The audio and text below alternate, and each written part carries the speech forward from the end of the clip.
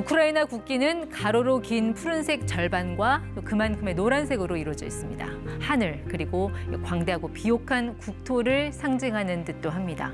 실제 이 동유럽 평야의 대부분을 차지하는 우크라이나는 유럽의 곡창지대로 불립니다. 러시아의 침공이 자칫 곡물 가격 폭등으로 이어지지 않을까 우려가 나오는 이유입니다. 오늘 ETY 이번 사태가 물가, 나아가 우리 산업에 미칠 파장을 점검해 보겠습니다.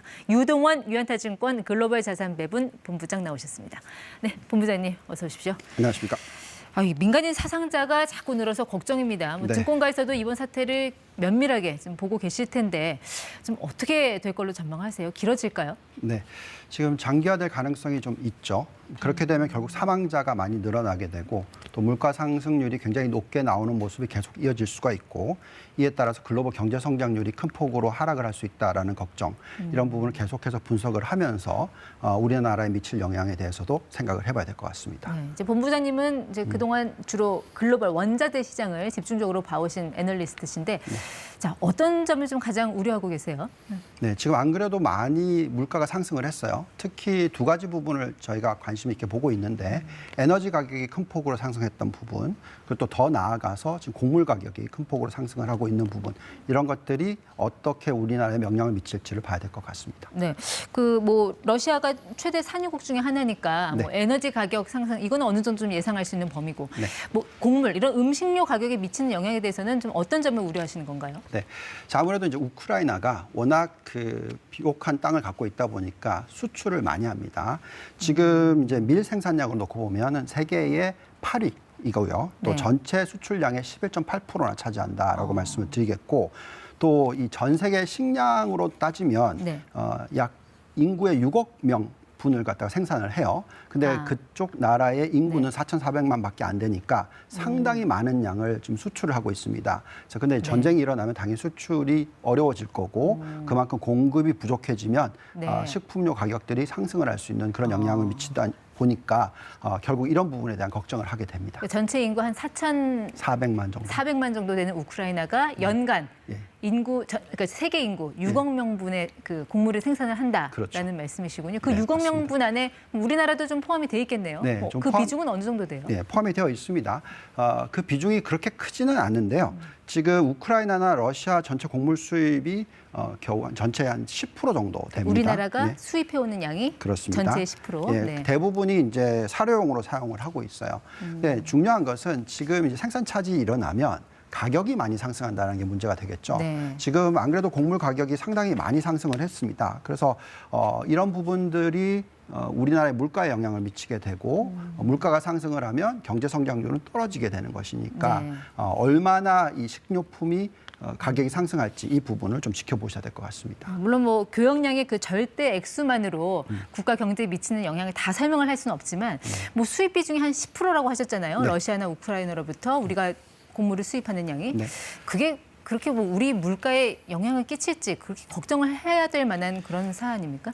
그러니까 우리가 수입하는 것을 수입 못한다 이게 아니라 어떻게 보면 이제 가격이 얼마나 상승을 했느냐가 영향을 미치겠죠. 지금 전체 곡물 가격의 상승률이 상당히 높은 것이 사실입니다. 지금 에그플레이션이라고 얘기를 하죠. 그러면서 지금 밀 가격이 지난 한 달 동안에 자그마치 18%나 상승을 했고요. 또 1년간으로 따지면 40%나 상승을 했습니다. 대부분의 지금 농산물 가격이 연간 단위로 20%에서 70%나 급등을 네. 했어요. 그렇기 때문에 여기에 이제 추가적인 상승 요인이 네. 더해진 것이죠. 그렇다면 이건 당연히 좀 부정적으로 볼 수밖에 없는 부분이 되겠습니다. 그동안 코로나 사태 그리고 그동안 많이 풀렸던 유동성 이런 것들이 곡물 가격을 올려왔는데 여기에 전쟁이라는 또 다른 변수가 생겼다라는 설명이신 것 같습니다. 네, 이 곡물 말고요. 좀 다른 쪽 피해 우려되는 것 좀 어떤 것도 보고 계세요? 네. 자, 아무래도 우리가 지금 계속 지켜보고 있는 부분은 반도체라든지 또는 자동차 업종에 대해서 어떤 영향을 미칠지 네. 우리나라의 산업 중에서 굉장히 중요한 두 핵심이 반도체와 자동차이기 때문에 네. 이런 쪽을 지켜보고 있습니다. 반도체는 좀 어떤 쪽을 봐야 됩니까? 네.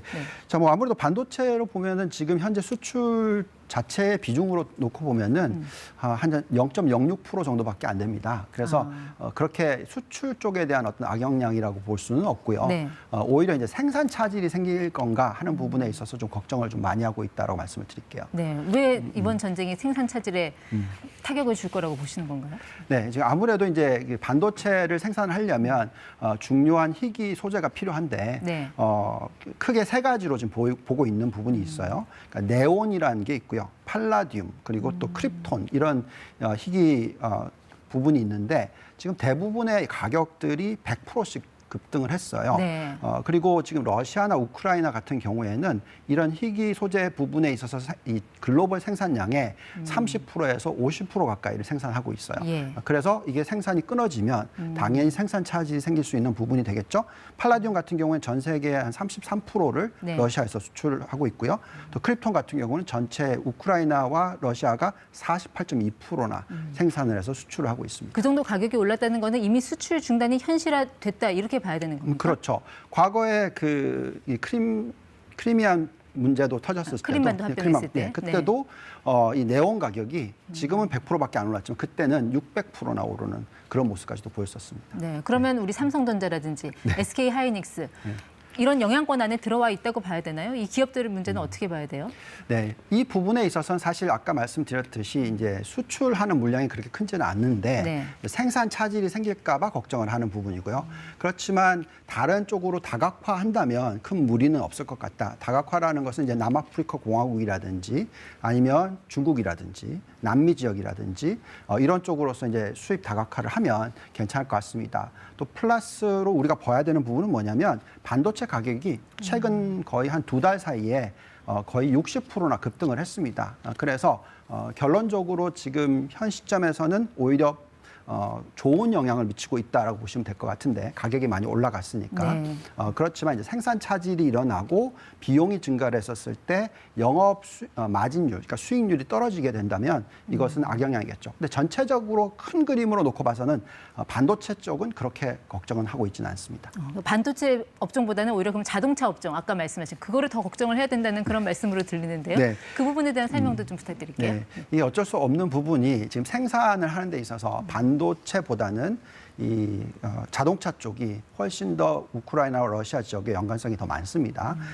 지금 현대차, 기아차가 상트페르부르크에서 연 23만 대 규모의 생산 공장을 운영을 하고 있고요. 결국 이제 러시아 자체로 놓고 보더라도 네. 미국과 중국 다음으로서 가장 큰 시장이다. 그러니까 수요국으로서도 굉장히 큰 시장이다라고 말씀을 드리겠습니다. 뭐 여러 가지 부분에 있어서 생산 차질이 생기고 수요가 제대로 안 일어나면 당연히 이건 악영향을 미치게 될 것이고요. 그래서 지금 최근에 보시면 자동차 주가 흐름 자체도 현대차, 기아차가 좀 많이 악영향을 받고 있는 것은 사실이다라고 말씀을 드리겠습니다. 네. 아무튼 이렇게 사람의 목숨이 왔다 갔다 하는 이런 전쟁 상황에서는 네. 경제에 미칠 영향을 보다 좀 객관적이고 또 냉정하게 따져볼 필요가 있다고 보시는데 마지막으로 우리 산업 전반에 미치는 그런 이번 전쟁의 타격, 영향 이런 거 좀 정리를 해주신다면 좀 어떤 말씀 해주실까요? 네, 뭐 간단하게 얘기하면 우리나라는 제조 강대국이죠. 그래서 제조를 잘해야 되는데 여기서 에너지 가격의 상승이라든지 생산 차질이 생기면 굉장히 악영향을 받을 수가 있습니다. 유가가 예를 들어서 $10 올라가게 되면 전반적으로 경제 성장률이 0.4%포인트 떨어진다. 이런 생각을 할 수밖에 없습니다. 그래서 이런 가격 상승 부분에 있어서 빨리 수입 다각화라든지 가격을 안정시킬 수 있는 방법 그리고 또 여러 가지 이제 수출 다각화를 네. 노력을 해서 좀 더 경쟁력이 있는 그런 노력을 하는 것이 중요하겠다 말씀을 네, 드리겠습니다. 가계와 기업에 미치는 이중고 그걸 떠나서 또 무고한 시민들이 희생되는 이번 전쟁 아무튼 오늘 당장이라도 좀 빨리 끝냈으면 하는 바람은 모두가 똑같을 것 같습니다. 네, 지금까지 ETY 유동원 본부장 함께했습니다. 네, 고맙습니다. 감사합니다.